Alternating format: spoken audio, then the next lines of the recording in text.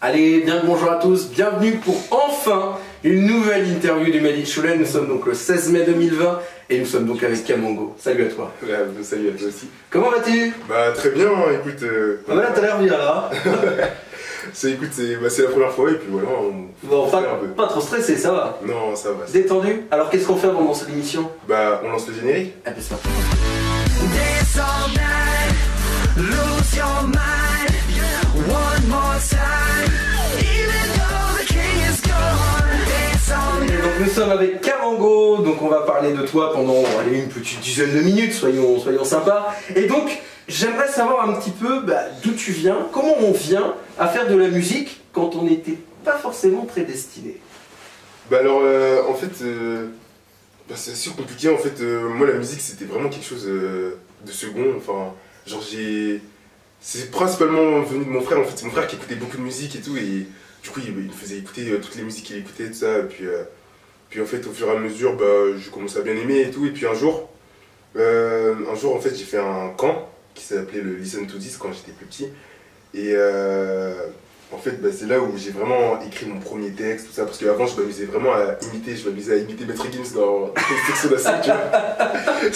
Génial. C'était pas incroyable, mais bon, fallait le faire quand même, quoi. Découverte sur le Made in Cholet.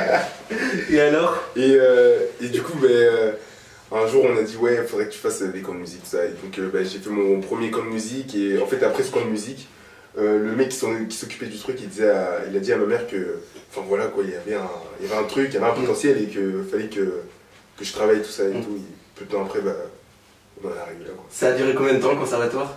Le conservatoire, ça a duré 6 ans, 5-6 ans, ouais. La première année, je suis arrivé, c'était plutôt vraiment découvrir en fait la musique en général.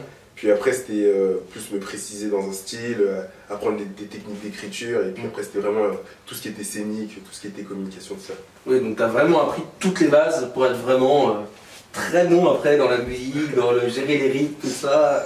Très bon, je sais pas, mais ouais, au moins j'ai appris les bases. Non, parce qu'il faudra vraiment aller découvrir, mais on en parlera à la fin, on donnera tous tes réseaux. Mais c'est vrai que tu as commencé depuis quelques années déjà, Ouais, et tu es tout jeune, parce que tu n'as que... j'ai que 17 ans. Voilà, donc vous voyez... Ça peut s'applaudir derrière votre écran, parce qu'on va pas applaudir là quand même, mais t'as quand même un parcours musical déjà de quelques années. Ouais, ça fait 2 ans que c'est vraiment sérieux quoi, et en vrai c'est incroyable, hein. Enfin c'est vraiment un rêve quoi, qui se réalise. Et en fait même moi, des fois je me dis mais ce qui m'arrive ça m'arrive pas tu vois. Donc c'est un rêve de venir ici, hein, c'est pas vrai hein. C'est ça. Genre je fais des interviews, j'ai tellement pas l'habitude de faire ça quoi. Donc, La star. Voilà, c'est fait.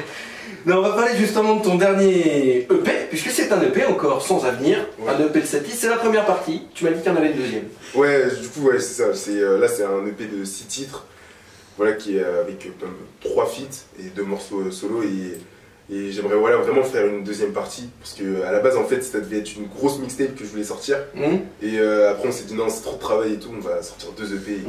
C'était peut-être une question de temps aussi sans doute. Ouais aussi. Donc pour le coup, comment on peut résumer ton style? Parce que certes je fais du hip-hop mais t'es très éclectique. On peut entendre des sons comme Laser qui sont plutôt chantants, des sons comme Score où là on est vraiment dans la trappe sale vraiment, et puis il y a Cookie.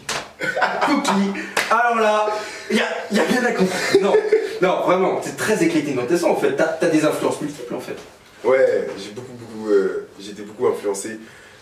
En fait, quand j'étais tout petit, ce que j'écoutais vraiment beaucoup c'était du Michael Jackson, des trucs comme ça, tu vois. Ah, forcément. Genre j'étais vraiment dans la pop de ouf.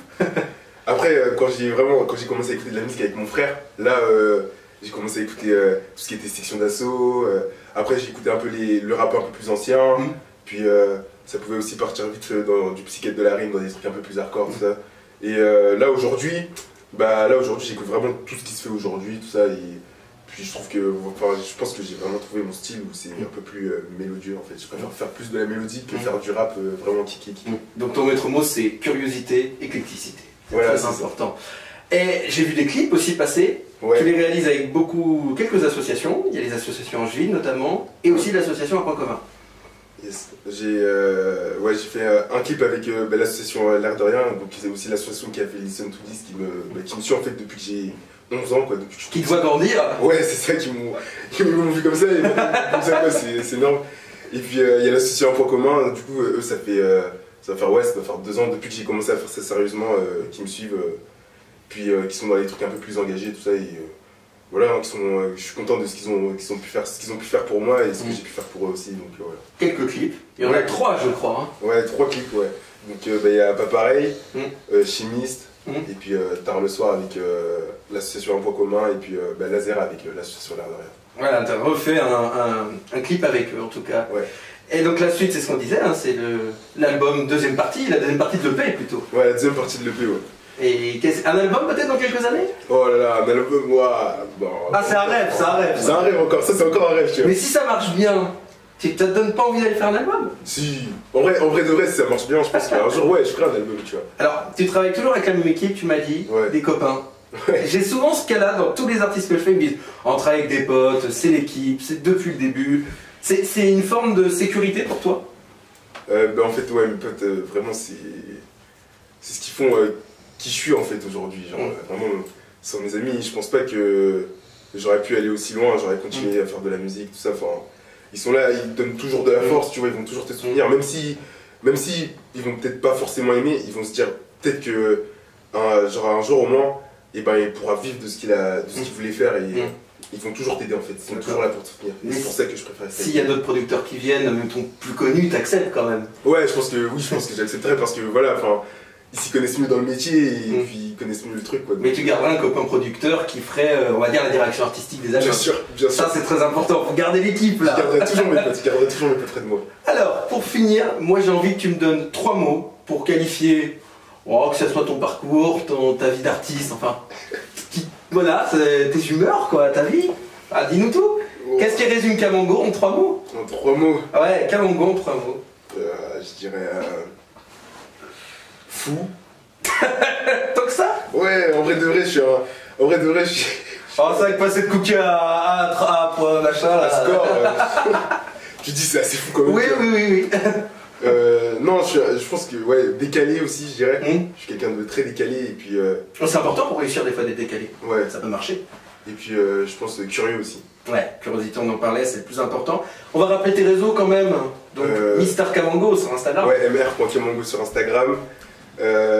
Sur Snapchat, EdKingLBC, EDKING LBC. YouTube, Kamango. Facebook, Kamango aussi. Voilà. Twitter, Kamango Réal.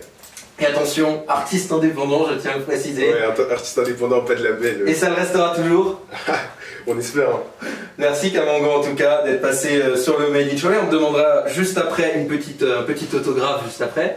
Et en tout cas merci d'avoir été là. Puis nous on vous dit au mois prochain pour avec un nouvel invité du Made in Cholet. C'était pas français mais c'est pas grave, vous avez compris le principe. Allez, je vous dis au mois prochain.